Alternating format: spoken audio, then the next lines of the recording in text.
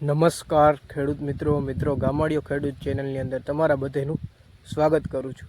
તો મિત્રો આજે આપણે તમને એવા ઘઉં બતાવશું કે મિત્રો જેમાં અત્યારે ડુંડીઓ આવી ગઈ છે અને સરસ મજાના ઘઉં ઉગેલા છે અને તમને એક સરખા ઘઉં છે અને ડુંડીઓ પણ ઘણી બધી દેખાવા માંડી છે। તો મિત્રો આગતરા ઘઉં છે, તો ચાલો આપણે તમને બતાવશું।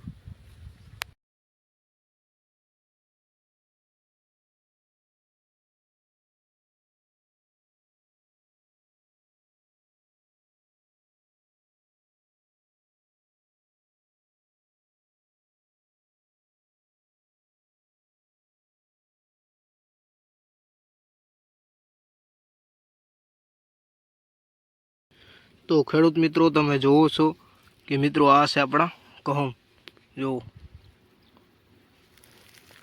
કેમ બાકી હે ને મિત્રો વધેથી આગળ ને જોઈ લ્યો મિત્રો ડુંડીઓ પણ આવી ગઈ છે। જોઈ લ્યો આ ઘઉંનું આપણે 7/11 વાવેતર કરેલું છે અને અત્યારે આ આપણે 27/12 થઈ ગઈ છે તારીખ। તો આપણે આ કુલ કેટલા 1 મહિનો અને માથે 20 દિવસના ઘઉં થયા છે। જોઈ લ્યો અને આપણે આ લોકવન ઘઉં છે પહેલાં તો, અને ટુકડા ઘઉં આવતા નથી। આપણે કોઈ દી લોકવન ઘઉં જ વાવી છે, કારણ કે મિત્રો એ સારા થઈ રહ્યા એ માટે આપણે લોકવન ઘઉં વાવી છે। અને પાટલીના વાવી છે આપણે, હેમાર ઘઉંનું વાવતા નથી કરતા, કારણ કે મિત્રો પાટલીના ઘઉં તમે વાવો એમાં ઘણી બધો તમને ફાયદો પણ બની રહે। જોઈ લો આ તમે આમાં યુરિયા બુરિયા ગમે દવા છાંટવી હોય આમાં તમે હાલી શકો હરખાઈથી, અને જે હેમાર ઘઉંમાં હોય તમે હરખાઈથી હાલી ના શકો। જોઈ લ્યો આપણામાં હાલી શકીએ હરખાઈથી, એટલે આપણા લોકવન ઘઉં આવ્યા છે અને પાટલીના ઘઉં છે। અને આ ઘઉંની અંદર આપણે કુલ 5 પાણી પાયેલા છે અને 5 પાણીની અંદર જ તમે જોઈ લ્યો ડુંડીઓ કાઢી ગયા છે। અને આ બાજુ જુઓ મિત્રો આ બીજા ઘઉં છે, આમાં અત્યારે આપણે ચોથું અથવા પાંચમું, એમાંય ચોથું કે પાંચમું પાણી હાલે છે અત્યારે। અને આ ઘઉં જુઓ થોડાક નાના છે ને આ જોઈ લ્યો હમણાં ને પાકી જાય એટલે કાઢવા પણ પડશે, એટલે આપણે બધાની મોર છે આજકાલ। જોઈ લ્યો અને આ શિયાળુ પાકમાં ઘઉં તમારે વાવવા જોઈએ, કારણ કે મિત્રો ઓછા ખર્ચે વધુ ઉત્પાદન થાય એવો પાક હોય તો આ અત્યારે ઘઉં છે શિયાળાની અંદર। અને જો ચોમાસાની અંદર આપણે ઓછા ખર્ચે વધુ ઉત્પાદન થાય એવું પાક હોય તો એ આપણે સોયાબીન છે। તો શિયાળામાં મિત્રો તમે શું આવ્યું એ કોમેન્ટ કરો। અમે તો ઘઉં આવ્યા છે જોઈ લ્યો, અને ઘઉંની જમાવટ પણ ઓર છે કંઈક જોઈ લ્યો।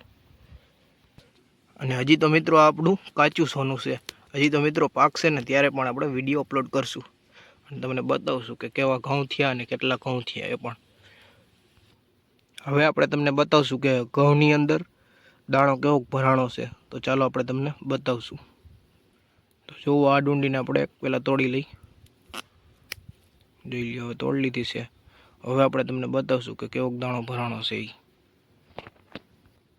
તો હજી મિત્રો દાણો તો ભરાણો નથી બહુ, કારણ કે મિત્રો 5 જ પાણી પાયા છે, એટલે હજી 2-3 પાણી પાહું ને ત્યારબાદ દાણો ભરાશે અને કડક અને સરસ મજાનો થાય। તો હજી તો ભરાણો નથી બહુ આમાં કંઈ દાણો।